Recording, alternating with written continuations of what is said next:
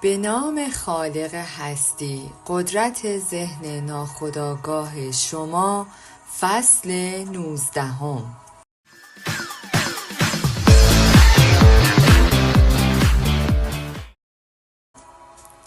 نحوه استفاده از ذهن ناخودآگاه خود برای از بین بردن ترس.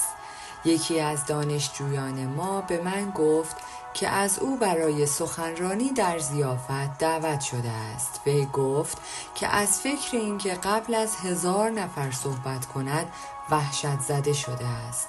او از این طریق بر ترسش غلبه کرد. چندین شب او حدود 5 دقیقه در صندلی راحتی نشست و با خود به آرامی بی سر و صدا و به طور مثبت گفت: من میخواهم بر این ترس مسلط شوم. من الان بر آن غلبه میکنم. من آرام و راحت هستم. او قانون ذهنی مشخصی را اجرا کرد و بر ترس خود غلبه نمود. ذهن ناخودآگاه قابل تلقین است و توسط تلقین کنترل می شود. هنگامی که هنوز ذهن خود را ساکت می کنید و آرام می شوید، افکار ذهن آگاه شما از طریق فرایندی شبیه به اسموز در ذهن ناخودآگاه فرو می روند. به موجب آن مایعات از طریق غشای متخلخل از هم جدا می شود. همین که این بذرهای مثبت یا افکار در ناحیه ذهن ناخودآگاه فرو می روند، آنها متناسب با نوع خود رشد می کنند و شما متین، صاف و آرام می شوید. بزرگترین دشمن انسان. گفته می شود ترس بزرگترین دشمن انسان است. ترس پشت شکست، بیماری و روابط ضعیف انسانی است. میلیون ها نفر از گذشته، آینده، پیری، جنون و مرگ می ترسند. ترس یک فکر در ذهن شماست و شما از افکار خود می ترسید. هنگامی که به پسر کوچکی گفتند لولو خورخوره در زیر تخت خواب او قرار دارد که قصد دارد او را با خود ببرد، او از ترس میخکوب شده بود. وقتی پدرش چراغ را خاموش می کند و به او نشان می دهد هیچ لولو خورخوره‌ای نیست، از ترس رها می شود. ترس در ذهن پسر به قدری واقعی بود که گویی واقعاً یک لولو خورخوره در آنجا وجود دارد. او از یک فکر غلط در ذهنش شفا یافت. چیزی که از آن می ترسید وجود ندارد. به همین ترتیب بیشتر ترس‌های شما واقعیتی ندارند. آنها فقط یک اجتماع سایه‌های شوم هستند و سایه‌ها هیچ واقعیتی ندارند. کاری را که از آن می‌ترسید انجام دهید. رالف والدو امرسون، فیلسوف شاعر، گفت: کاری را انجام دهید که از انجام آن می ترسید و مرگ از ترس حتمی است. زمانی بود که نویسنده این فصل هنگام ایستادن در برابر مخاطب با ترس غیر قابل تکراری پر می شد. روشی که بر آن غلبه کردم این بود که در برابر تماشاگران بایستم. کاری را که از انجام آن می ترسیدم انجام دهم و مرگ از ترس حتمی بود. وقتی به طور مثبت تأیید کنید که می‌خواهید بر ترس خود غلبه کنید و در ذهن آگاه خود به یک تصمیم مشخص برسید، قدرت ذهن ناخودآگاه را که در پاسخ به ماهیت فکر شما جریان دارد آزاد می‌کنید. تحریم مرحله ترس. یک خانم جوان به یک مصاحبه دعوت شد. او منتظر این مصاحبه بود. با این حال در 3 مورد قبلی او به دلیل ترس از صحنه شکست سختی خورده بود.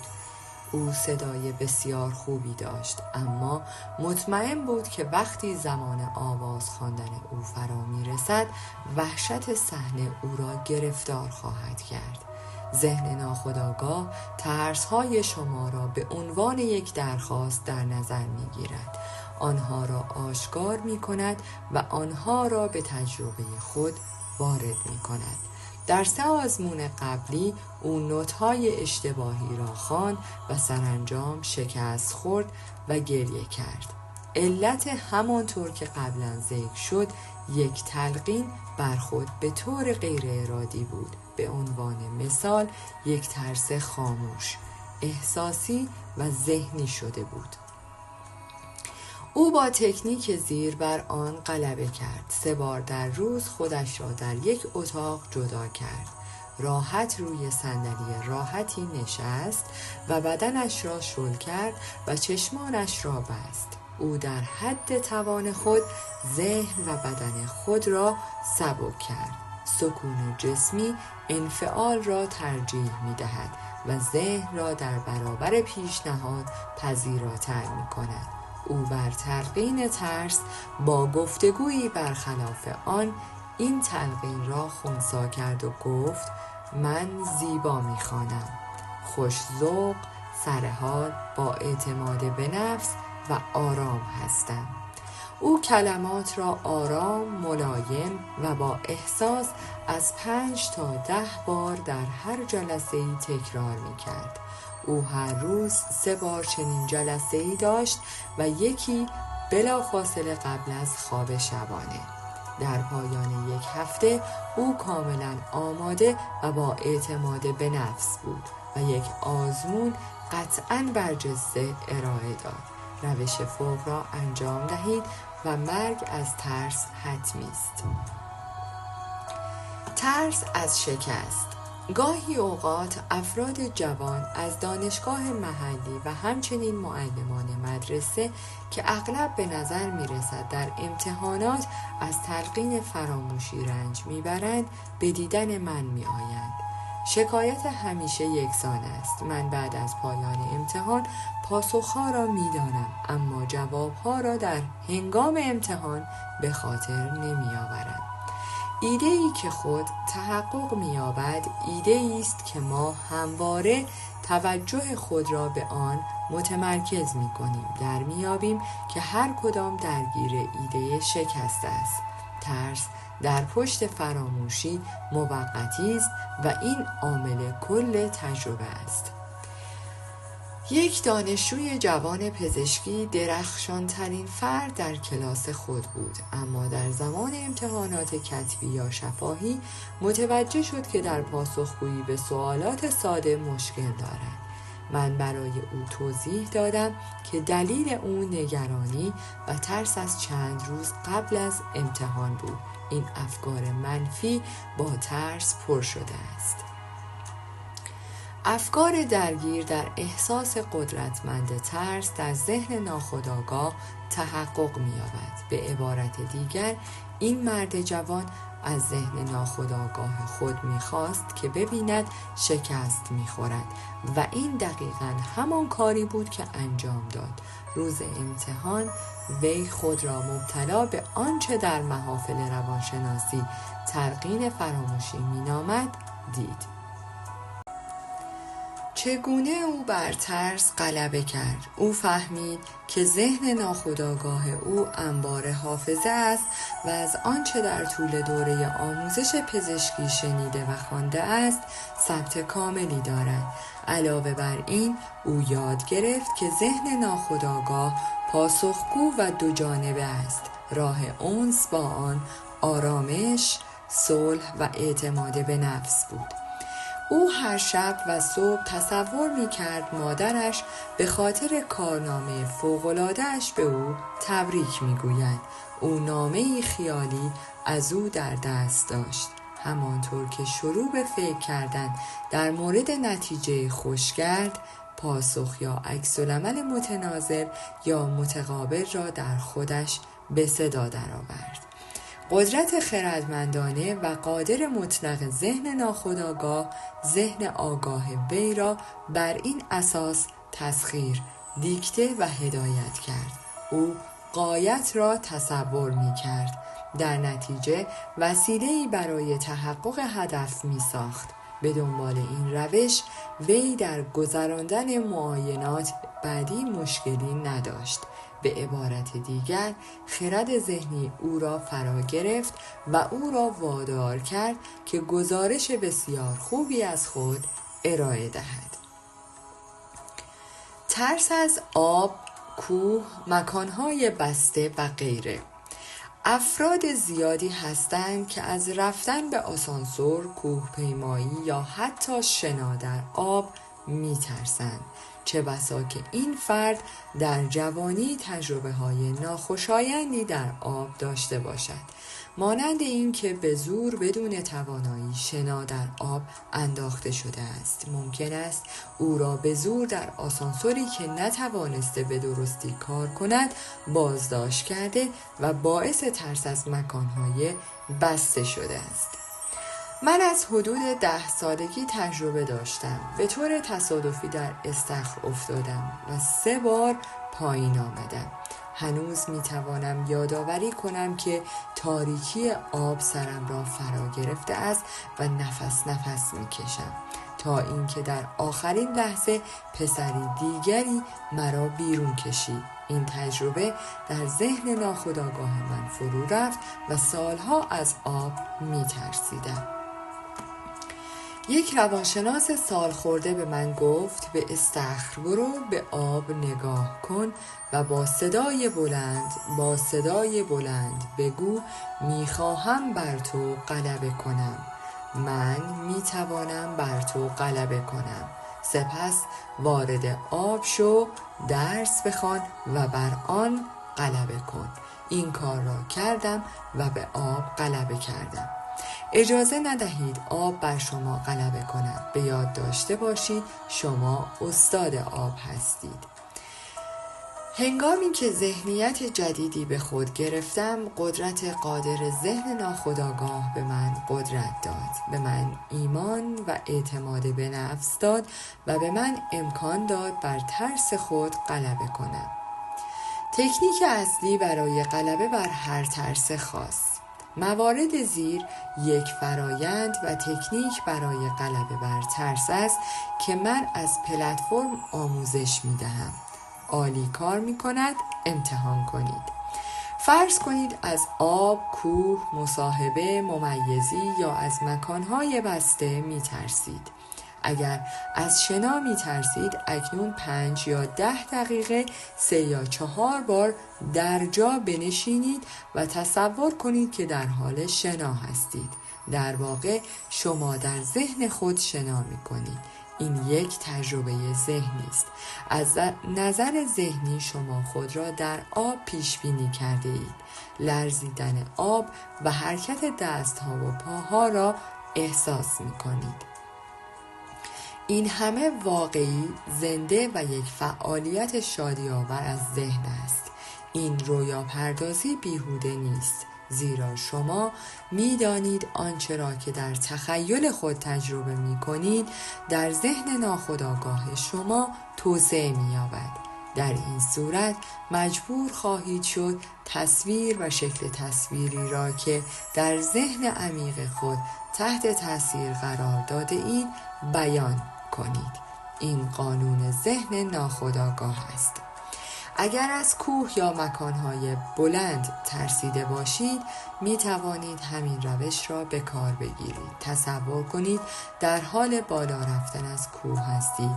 واقعیت همه چیز را احساس کنید.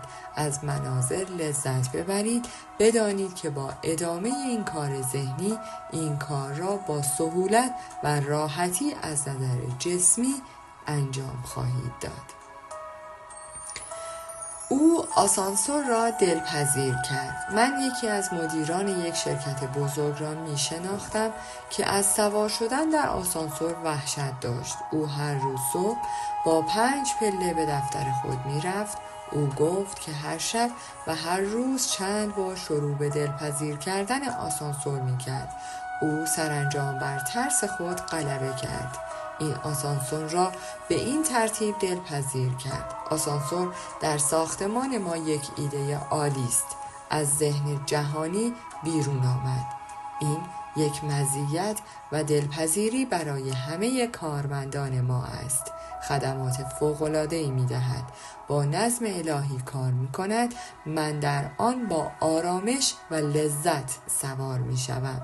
اکنون سکوت می‌کنم در حالی که در جریان‌های زندگی، عشق و درک از الگوهای فکر من عبور می‌کند.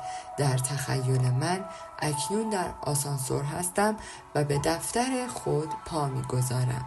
آسانسور پر از کارمندان ما است. من با آنها صحبت می‌کنم و آنها دوستانه، شاد و آزاد هستند.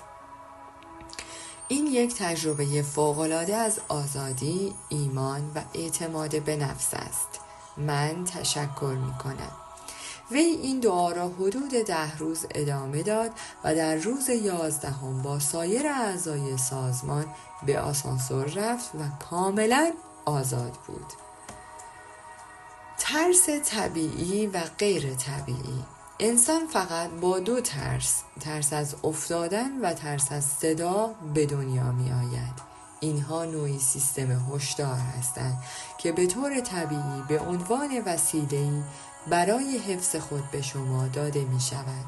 ترس طبیعی خوب است. می شنوید که یک اتومبیل از جاده پایین می آید و برای زنده ماندن کنار می روید. با عمل شما ترس لحظه‌ای از زیر گرفتن برطرف می شود. تمام ترس‌های دیگر توسط والدین، اقوام، معلمان و همه کسانی که سالهای اولیه شما را تحت تاثیر قرار داده اند به شما داده شده اند. ترس غیرعادی. ترس غیرعادی زمانی اتفاق می‌افتد که شخص اجازه می‌دهد تا تخیل خود را به شورش بکشد. من زنی را می‌شناسم که برای سفر به دور دنیا با هواپیما دعوت شده بود. او شروع به حذف روزنامه‌ها از تمام گزارش‌های مربوط به فاجعه‌های هواپیما کرد. او تصور می‌کند که در اقیانوس پایین می‌رود، غرق می‌شود و این ترس غیر عادی است. اگر او در این کار پافشاری می‌کرد، بدون شک آنچه بیش از همه از آن می‌ترسید را به خود جلب می‌کرد. مثال دیگر ترس غیرعادی یک بازرگان در نیویورک است که بسیار خوشبخت و موفق بود. او فیلم خصوصی ذهنی خودش را داشت که کارگردانی آن را بر عهده داشت. او این فیلم ذهنی را از شکست، ورشکستگی، قفسه‌های خالی و عدم تعادل بانکی را اجرا می‌کرد تا زمانی که در یک افسردگی عمیق فرو رود. او از متوقف کردن این تصویرهای بیمارگونه امتناع ورزید و مرتباً به همسرش یادآوری می‌کرد که این نمی‌تواند دوام بیاورد. رکود اقتصادی ایجاد خواهد شد. من احساس می‌کنم که ورشکسته خواهیم شد و غیره. همسرش به من گفت که بالاخره ورشکست شد و همه چیزهایی که تصور می‌کرد و از آنها می‌ترسید اتفاق افتاد. چیزهایی که از آنها می‌ترسید وجود نداشت، اما او آنها را با ترس و اعتقاد مداوم و انتظار یک فاجعه مالی به سرانجام رساند. جاب گفت چیزی که از آن می‌ترسم بر سرم آمده است. افرادی هستند که می‌ترسند اتفاق ترسناکی برای فرزندانشان بیفتد و فاجعه‌ای وحشتناک برای آن رخ دهد. هنگامی که آنها در مورد یک اپیدمی یا بیماری نادر مطالعه می‌کنند، از ترس اینکه به آن مبتلا شوند دچار وحشت می‌شوند و برخی تصور می‌کنند که از قبل به این بیماری مبتلا شده‌اند. همه این ترس‌ها غیر عادی است. پاسخ ترس غیرعادی: از نظر ذهنی به سمت مخالف حرکت کنید. ماندن در حد شدید ترس، رکود به علاوه وخامت روحی و جسمی است. وقتی ترس به وجود می آید، بلافاصله میل به چیزی در مقابل چیزی که از آن ترسیده می شود به وجود می آید. توجه خود را به چیزی که بلافاصله مورد نظر است قرار دهید. بدانید که ذهنیت همیشه هدف را واژگون می کند. جذب و غرق خواسته خود شوید. این نگرش به شما اعتماد به نفس می‌دهد و روحیه شما را بالا می‌برد. قدرت بی‌نهایت ذهن ناخودآگاه شما از طرف شما در حال حرکت است و نمی‌تواند شکست بخورد. بنابراین آرامش و اطمینان از آن شماست. ترس‌های خود را بررسی کنید. رئیس یک سازمان بزرگ به من گفت که وقتی یک فروشنده بود، قبل از اینکه با مشتری صحبت کند 5 یا 6 بار در اطراف این بلوک راه می‌رفت. یک روز مدیر فروش آمد و به او گفت از لولو خورخوره پشت در نترس. هیچ لولو خورخوره ای نیست. این یک باور غلط است. مدیر به او گفت که هر وقت به ترس خود نگاه می کرد به صورتشان خیره می شد و در مقابل آنها می ایستاد و مستقیم به چشم آنها نگاه می کرد. سپس آنها کم رنگ و کم اهمیت شدند. او در جنگل فرود آمد. یک روحانی از تجربیات خود در جنگ جهانی دوم برایم گفت. او مجبور شد از هواپیمای آسیب دیده چتر بازی کند و در جنگل فرود بیاید. او گفت که ترسیده است، اما می‌دانست که 2 نوع ترس وجود دارد، عادی و غیر عادی، که قبلاً به آنها اشاره کردیم. او تصمیم گرفت فوراً کاری در مورد ترس انجام دهد و شروع به صحبت با خودش کرد و گفت: جان، تو نمیتوانی تسلیم ترس خود بشوی. ترس تو آرزوی ایمنی و امنیت است و راهی برای نجات. او شروع به ادعا کرد هوش بی‌نهایت که سیارات را در دوره خود هدایت می کند اکنون من را از این جنگل هدایت و راهنمایی می کند. او این حرف را 10 دقیقه یا بیشتر با صدای بلند با خودش می گفت. سپس او افزود: چیزی در درون من شروع به جنبش کرد. احساس اعتماد به نفس من را گرفت و من شروع به راه رفتن کردم.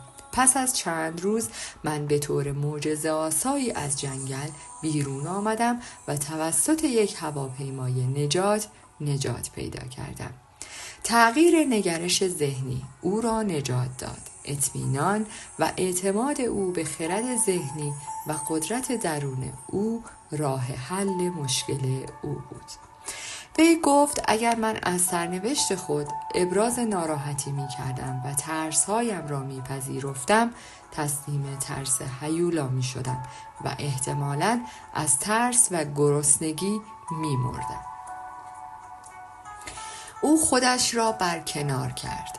مدیر کل یک سازمان به من گفت که به مدت 3 سال می ترسید موقعیت خود را از دست بدهد. او همیشه تصور شکست می کرد. چیزی که از آن می ترسید وجود نداشت مگر اینکه یک فکر مضطرب بیمارگونه در ذهن خودش باشد. تخیل زنده او از دست دادن شغل خود را نمایشی می کرد تا اینکه عصبی و روان رنجور شد. سرانجام از او خواسته شد استعفا دهد. در واقع او باعث اخراج خودش شد. تصاویر منفی مداوم و پیشنهادات ترس او به ذهن ناخودآگاهش باعث شد که دومی به همان نسبت پاسخ دهد و واکنش نشان دهد.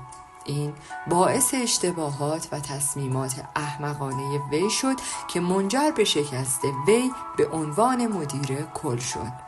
اخراج او هرگز اتفاق نمی افتاد اگر بلافاصله در ذهن خود به عکس آن حرکت می کرد. آنها علیه او توطئه کردند. در طی یک تور سخنرانی اخیر در جهان، من یک گفتگوی 2 ساعته با یک مقام برجسته دولتی داشتم. او احساس آرامش درونی و آرامشی عمیق داشت. وی گفت که تمام سوء استفاده هایی که از نظر سیاسی از روزنامه ها و حزب مخالف می شود هرگز مزاحم او نمی شوند. تمرین او این است که 15 دقیقه صبح بی حرکت بنشیند و بفهمد که در مرکز خودش یک اقیانوس آرام عمیق است. با مراقبه از این طریق او قدرت فوق‌العاده‌ای تولید می کند که بر همه مشکلات و ترس غلبه می کند. مدتی قبل یکی از همکارانش نیمه شب با او تماس گرفت و به او گفت که گروهی علیه او نقشه می کشند. این همان چیزی است که او به همکار خود گفت: من اکنون در آرامش کامل می خوابم. شما می توانید فردا ساعت 10 صبح با من در مورد آن صحبت کنید. او به من گفت: من می دانم که هیچ فکر منفی نمی تواند هرگز بروز کند مگر اینکه من تحت تاثیر این فکر قرار بگیرم و آن را ذهنی بپذیرم. من از پیشنهاد ترس آنها سرباز می زنم. بنابراین هیچ آسیبی نمیتواند به من وارد کند. توجه کنید که او چقدر آرام بود، چه خونسرد چه آرام. او شروع به هیجان زدگی، کندن موها و یا فشردن دستانش نکرد. در مرکز خود آرامش و سکون، آرامشی درونی را یافت و آرامش زیادی برقرار بود. خود را از تمام ترس‌هایتان نجات دهید. برای از بین بردن ترس از این فرمول کامل استفاده کنید. من به دنبال پروردگار بودم و او صدای مرا شنید و مرا از تمام ترس‌هایم نجات داد. خداوند کلمه‌ای باستانی به معنای قانون قدرت ذهن ناخودآگاه شماست. شگفتی های ذهن ناخودآگاه خود و نحوه کار و عمل کرده آن را بیاموزید. به تکنیک هایی که در این فصل به شما داده می شود مسلط شوید. امروز آنها را عملی کنید. ذهن ناخودآگاه شما پاسخ خواهد داد و شما از هر گونه ترس رها خواهید شد. من به دنبال پروردگار بودم و او صدای مرا شنید و مرا از تمام ترس‌هایم نجات داد. برای رهایی از ترس قدم در این راه بگذارید. 1. کاری را انجام دهید که از انجام آن می ترسید و مرگ از ترس حتمی است. با خود بگویید و این را معنا کنید: من می خواهم بر این ترس غلبه کنم و این کار را خواهید کرد. 2. ترس یک فکر منفی در ذهن شماست. آن را با یک فکر سازنده جایگزین کنید. ترس باعث کشته شدن میلیون ها نفر شده است. اعتماد به نفس بزرگتر از ترس است. هیچ چیز قدرتمندتر از ایمان به خدا و خیر نیست. 3. ترس بزرگترین دشمن انسان است. این عامل پشت شکست، بیماری و روابط بد انسانی است. عشق ترس را بیرون می‌راند. عشق دلبستگی عاطفی به چیزهای خوب زندگی است. عاشق صداقت، درستی، عدالت، حسن نیت و موفقیت باشید. در انتظار شادی از بهترین ها زندگی کنید و همیشه بهترین ها به سوی شما می آیند. 4. با موارد مخالف از جمله من زیبا می خوانم، متین، ساکت و آرام هستم، تلقین های ترس را خنثی کنید. این سود سهام خارق‌العاده پرداخت خواهد کرد. 5. ترس در زمان آزمون شفاهی و کتبی در پس فراموشی است. شما می توانید بر این مسئله غلبه کنید و مرتباً تأکید کنید: من برای همه چیزهایی که لازم است بدانم یک حافظه کامل دارم. یا می توانید تصور کنید دوستی به خاطر موفقیت درخشان شما در امتحان به شما تبریک بگوید. استقامت کنید و پیروز خواهید شد. 6. اگر از عبور از آب می ترسید شنا کنید. در تصورات خود آزادانه و شاد شنا کنید. خودتان را به صورت ذهنی در آب قرار دهید. از شنا در کنار استخر احساس خنکی و هیجان کنید. آن را زنده کنید. همین که این کار را به صورت ذهنی انجام می دهید، مجبور خواهید شد که به درون آب بروید و آن را فتح کنید. این قانون ذهن شماست. 7. اگر از مکانهای بسته مانند آسانسور، سالن سخنرانی و غیره می ترسید، به صورت ذهنی سوار آسانسور شوید و تمام قسمت‌ها و عملکردهای آن را دلپذیر کنید. شگفت زده خواهید شد که چقدر ترس از بین می رود. 8. شما فقط با 2 ترس از افتادن و ترس از صدا به دنیا آمده اید. تمام ترس‌های دیگر شما اکتسابی است. از شر آنها خلاص شوید. 9.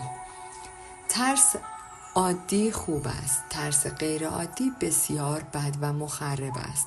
به طور مداوم درگیر کردن افکار با ترس منجر به ترس غیر طبیعی، وسواس و عقده ها می شود. ترس از چیزی مداوم باعث احساس هراس و وحشت می شود. 10. وقتی می دانید که قدرت ذهن ناخودآگاه شما می تواند شرایط را تغییر داده و خواسته های گرامی قلب شما را به سرانجام برساند، می توانید بر ترس غیرعادی غلبه کنید. بلافاصله توجه و ارادت خود را به خواسته خود که مخالف ترس شماست نشان دهید. این همان عشقی است که ترس را از بین می برد. 11. اگر از شکست می ترسید به موفقیت توجه کنید. اگر از بیماری می ترسید به سلامتی کامل خود بپردازید. اگر از تصادف می ترسید به هدایت و حمایت خدا بپردازید. اگر از مرگ می ترسید به زندگی ابدی بپردازید. خدا زندگی است و اکنون زندگی شما همین است. 12. قانون عالی جایگزینی پاسخ به ترس است. از هر چه می ترسید راه حل خود را در قالب خواسته شما دارد. اگر بیمار هستید آرزوی سلامتی دارید. اگر در زندان ترس هستید آزادی می خواهید. انتظار خوبی داشته باشید. به طور ذهنی روی چیزهای خوب تمرکز کنید و بدانید که ذهن ناخودآگاه شما همیشه جواب شما را می دهد و هرگز شکست نمی خورد. 13. چیزهایی که از آنها می ترسید در حقیقت وجود ندارند مگر اینکه به عنوان افکار در ذهن شما باشند. افکار خلاق هستند. به همین دلیل جاب گفت چیزی که از آن می ترسم بر من وارد شده است. خوب فکر کنید و خوب به دنبال آن بروید. 14. به ترس‌های خود نگاه کنید. آنها را در برابر نور عقل نگه دارید. یاد بگیرید که از ترس خود بخندید. این بهترین داروست. 15. هیچ چیز جز فکر خود شما نمیتواند مزاحم شما شود. تلقین‌ها، اظهارات یا تهدیدهای افراد دیگر قدرت ندارد. قدرت در درون شماست و وقتی افکار شما بر روی آنچه خوب است متمرکز می شوند، آنگاه قدرت خدا با افکار خوب شماست. فقط یک قدرت خلاق وجود دارد و آن را به عنوان هماهنگی حرکت می دهد. هیچ بخش اختلافاتی در آن وجود ندارد. منبع آن عشق است. به همین دلیل قدرت خدا با افکار خوب شماست. در پایان از شما دوستان عزیزم می‌خواهم برای حمایت بیشتر ما کانال ما را به دوستان خود معرفی کنید. برای انرژی بیشتر ما رو لایک کنید و برای ادامه پرقدرت‌تر سابسکرایب. تا درودی دیگر، درود و 200 بدرود.